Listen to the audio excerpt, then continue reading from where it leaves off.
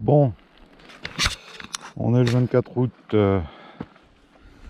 rucher des perdrix qui se réveillent. Hop là. Tu sais ce que j'ai fait tomber? Tiens, bah je vais te montrer. Petit pèse-bagages.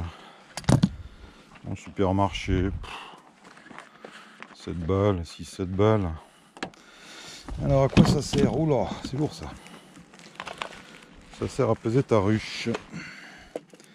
C'est-à-dire que tu l'accroches à l'arrière, tu la lèves de 20-30 degrés on va dire.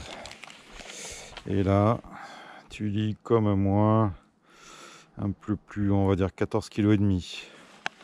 Donc la colonie serait à 28 kg.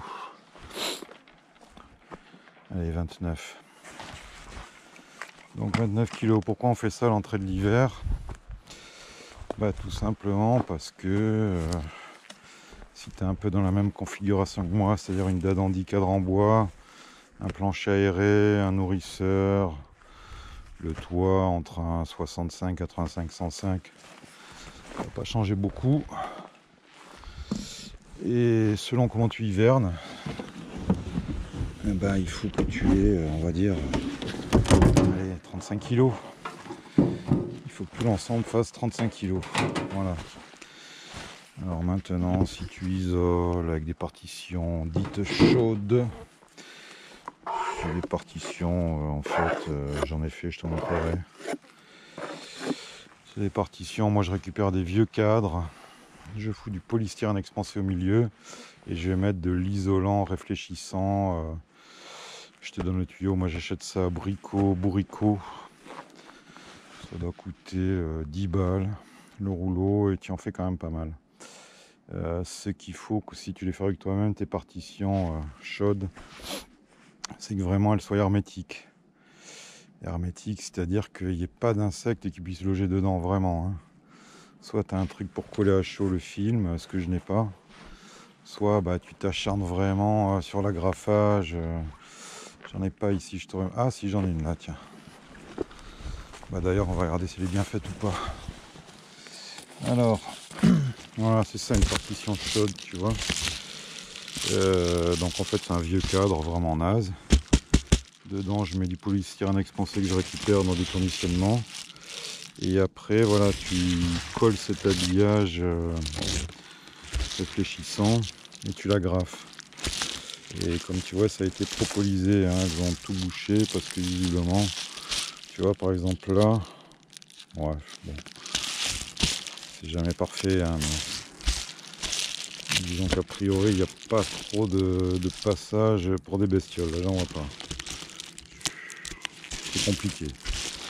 Mais pourquoi? Parce que si tu as le petit coléoptère de la ruche qui rentre là-dedans et qui commence à pondre, tu vas être mal, hein.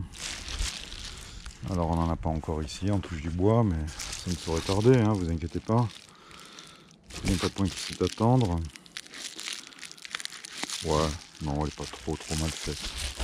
Voilà, il faut bien le tendre par contre pour avoir, pas que ça gonfle, hein. Et oui, donc je te disais tout ça pour en revenir au poids. Donc bah oui, forcément si tu as 10 cadres d'abeilles, de miel, elle va être plus lourde que si tu as un essaim, parce que moi j'y viens dans des 10 cadres. Mais bon, à un moment il faut se fixer un point, on va dire. Et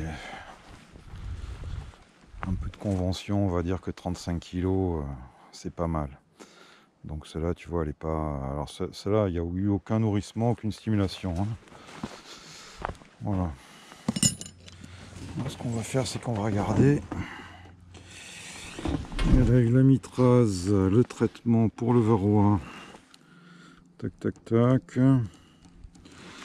Est-ce qu'elle aurait pas eu du bivital, celle-là? De 8.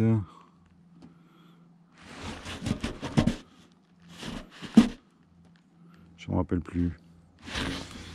BS, c'est quoi ça, BS? Non, RS, pardon. Non, elle n'en a pas eu, on essaiera de trouver après. Voilà, parce que ouais, à un moment, il faudra qu'on fasse... Mais si, elle en a eu. Si, de mémoire, elle en a eu. Ben, on va voir justement ce que ça a changé. Sachant que c'était... Bon, on va faire une autre vidéo. Allez.